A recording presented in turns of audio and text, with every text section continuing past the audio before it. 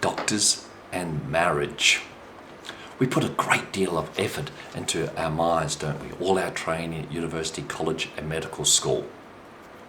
But we don't seem to put much effort into marriage or into our personal life. It's really strange, you know. We always joke that surgeons in the operating room working all day and all night, look up, first pair of nice legs, they see they're married. Bit exaggerated, with some truth in it. You know, the success in our career is going to depend upon two things, isn't it? All our training, passing exams, etc. We all accept that. But also a happy emotional life, private life, and that usually means marriage. You know, most of our emotions are quite destructive. There's 7 of them. And it's only love that's productive. You can't be going to work full of fear and loathing and anger. It's destructive. You'll end up arguing with all your colleagues, people around you, and even the patients.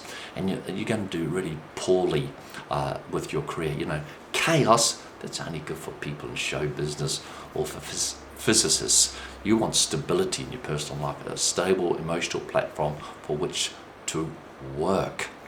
And you've got to take your marriage seriously, you know. Now, I know some surgeons, young surgeons training, they go home, see a little note on the table, their wife has just left them. Oh, okay, that's fine, get back to work. Well, you know, it's not the way to do it, really.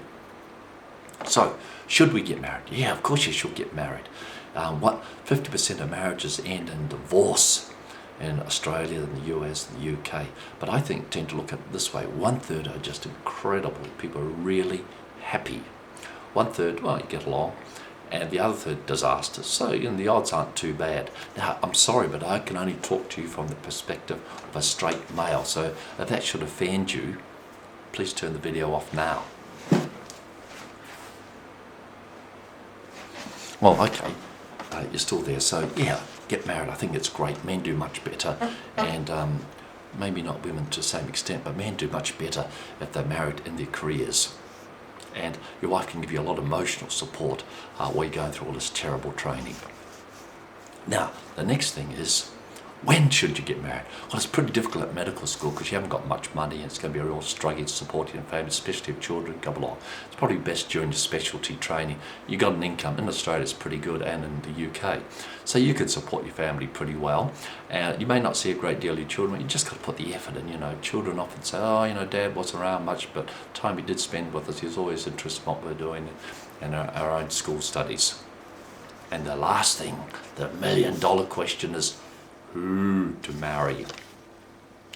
Well, I'm not suggesting you run off and marry a showgirl or a gold digger. You know, they say the opposites attract. Well, that's true, but similar stay together. And there's a lot of truth in that. Maybe you should marry someone who's got similar aspirations and hopes in life as you have. They'll understand what you're doing. You know, lady doctors, they'll understand what you've been through. Lady surgeons, they'll understand how tough it all is. Probably appreciate having a pretty good marriage.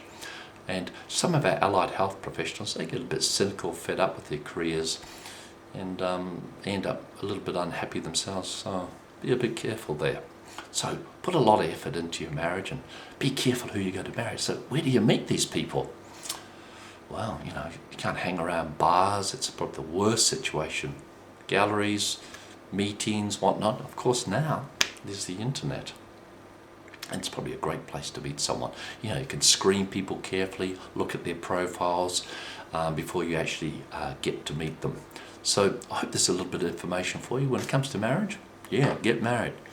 When? Probably during your training.